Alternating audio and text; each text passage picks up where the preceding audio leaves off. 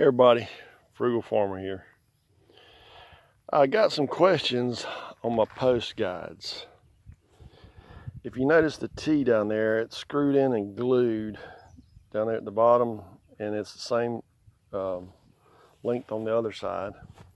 And what this does is stabilizes my post this way and that way, and then I put a board up here and screw it in, and I set my concrete. I just set this one this morning. Well, these little guides right here are where I put my slats going across.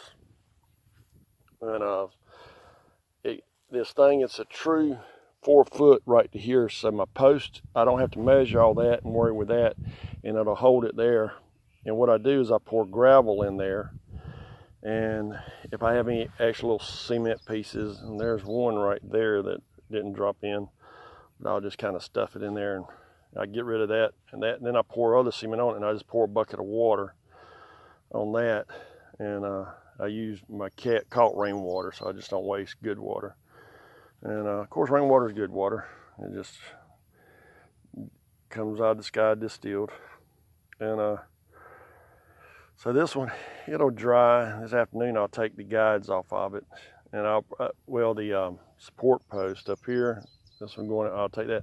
I'll leave the guide on it because I'm out of fence posts and out of rails. I'm doing this like, I'll buy like 6 posts and 6 rails, and I'll make my tops for them, get all those, and put my screws on the post where it's underground. That way the cement has something to grab to. I've kind of told y'all some of this, but let's start. This is an easy way to put in post, and I've put in way too many.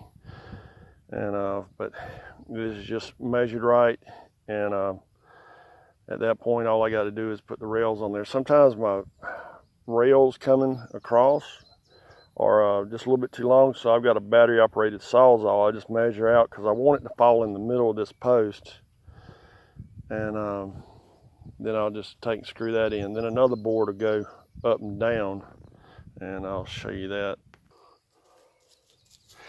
This is where I put another board up and down, and that just gives it more support, and a couple more screws to be able to hold the rails in place. And still got a good many to do. I did buy me electric auger. I'm going to do a video on that, and I'll show y'all that. It's a cheap auger. It came from Harbor Freight. I'm not real big on Harbor Freight except for some stuff. I bought a gas can there, and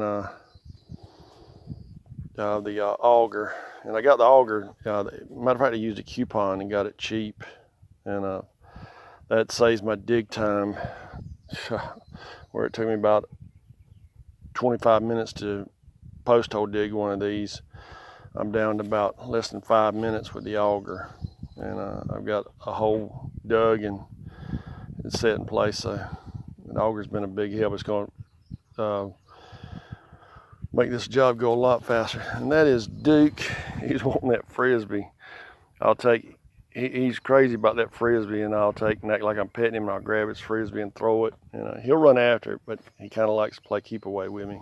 But he's the assistant manager on this job, so he's keeping me straight on it.